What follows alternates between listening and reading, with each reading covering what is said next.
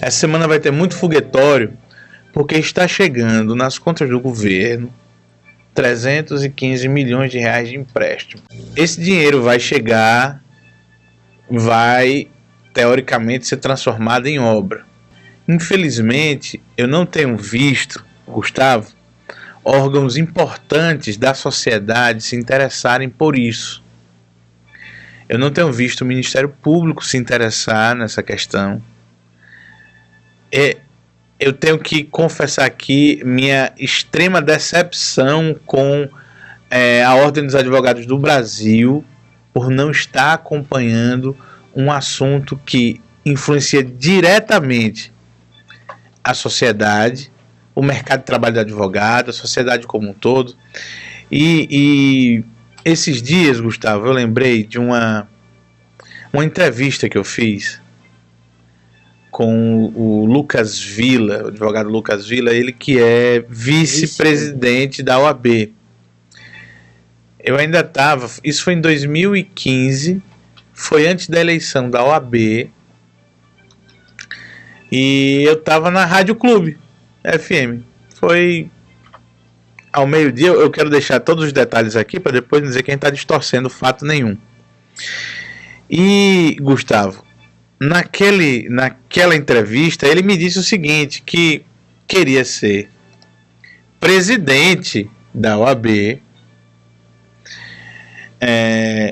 mas no caminho da entrevista, ele me disse que havia pensado, inclusive, em ser vice, que ele terminou, inclusive, sendo vice, né, de Chico Lucas. Foi.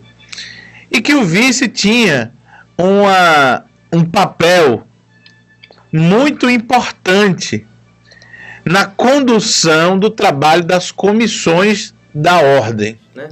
A ideia original era essa, até porque eu tinha uma visão, tinha e continuo tendo uma visão muito clara a respeito das comissões da ordem. O vice-presidente da ordem é aquele que coordena, que faz a coordenação geral das comissões. Né?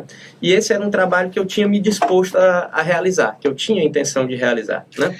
Gustavo, tem comissão para todo tipo de coisa nessa OAB. E eu me lembro que nessa entrevista com o Lucas Villa, ele disse, a OAB ela é mais do que entidade de classe.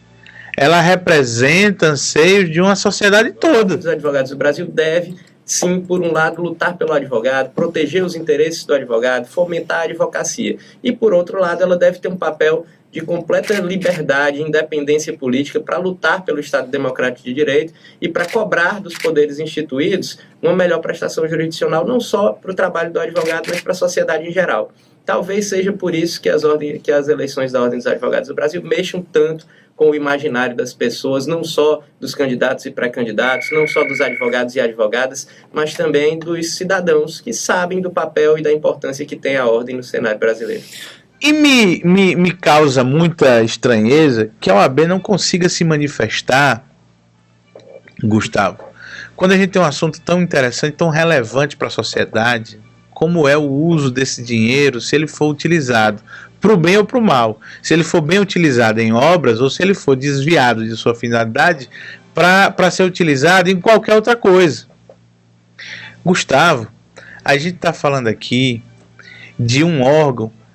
Os caras se manifestaram quando prenderam aquele palestino, era pichador de parede. O maior pichador de Teresina. O maior pichador de Teresina. Patrimônio público e privado. Quando foi? Porque quando a polícia prendeu aquele bandido, aquele cara, aquele palestino, o escarcéu que essa OAB fez. A OAB se mete todo tipo de conversa véia besta no meio desse mundo. Por um negócio tão relevante, a OAB não consegue se manifestar. E nessa entrevista, o Lucas Villa dizia o seguinte, que ele não acreditava, ele não conseguia acreditar numa ordem dos advogados em que um presidente da ordem não fosse capaz de ajuizar uma ação contra o Estado, Não é só contra o judiciário, não, é contra o Estado.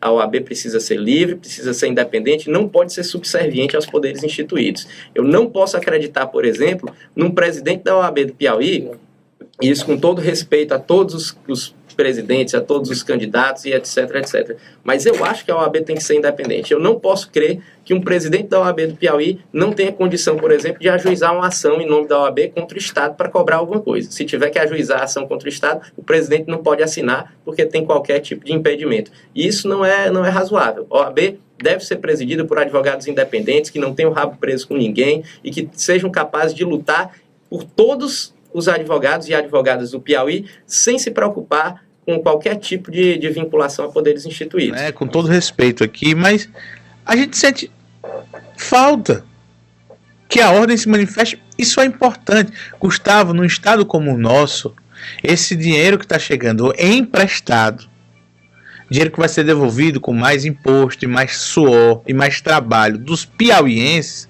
não dos políticos, da pessoa que produz, inclusive de advogados. Esse dinheiro que vai ser devolvido ao banco, ele tem que ser muito bem empregado. Cadê a ordem? Que silêncio é esse?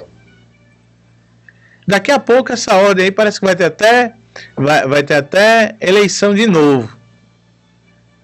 Quer dizer, se o Wellington Dias for reeleito, que é uma chance, e a ordem reeleger o mesmo grupo, o mesmo pessoal, vai ser submisso mais 3 anos?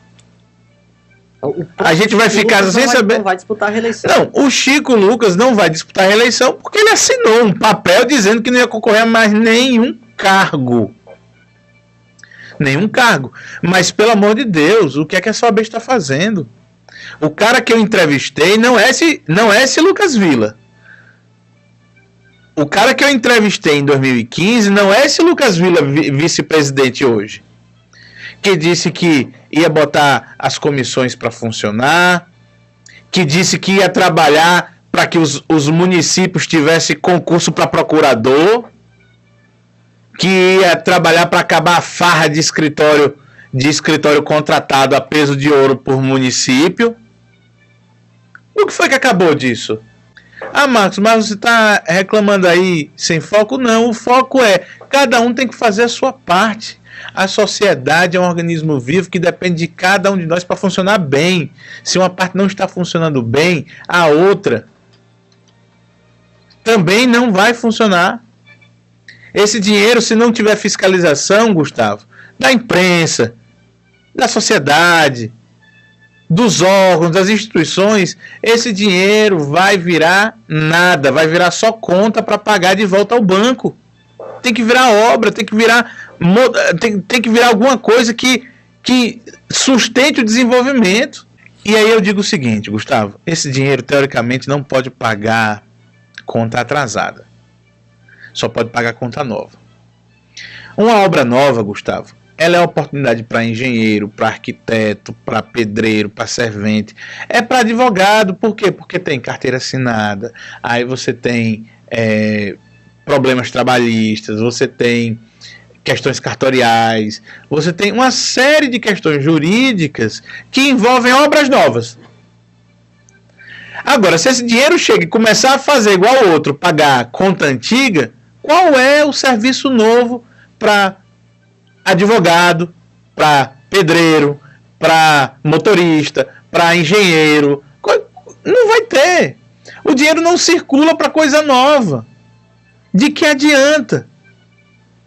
Ora, Gustavo, em 2015, o governo do estado disse que ia entregar o centro de convenções. 2015.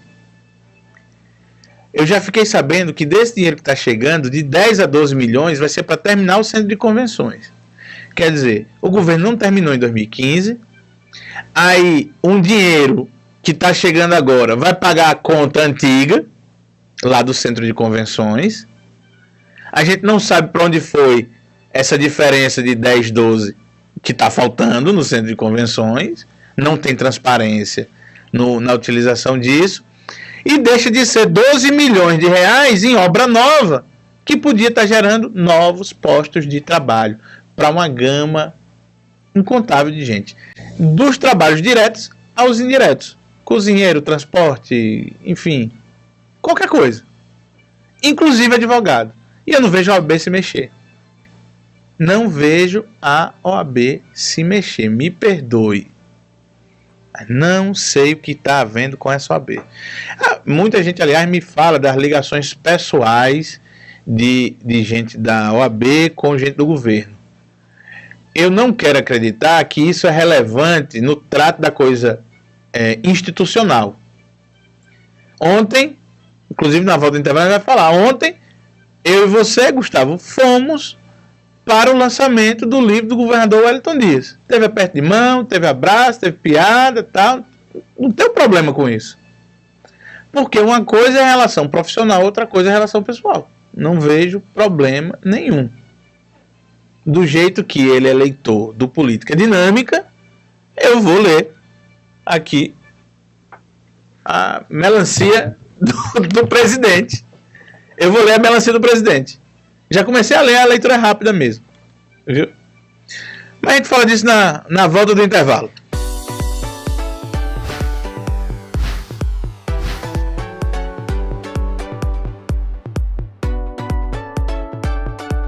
Acesse politicadinamica.com.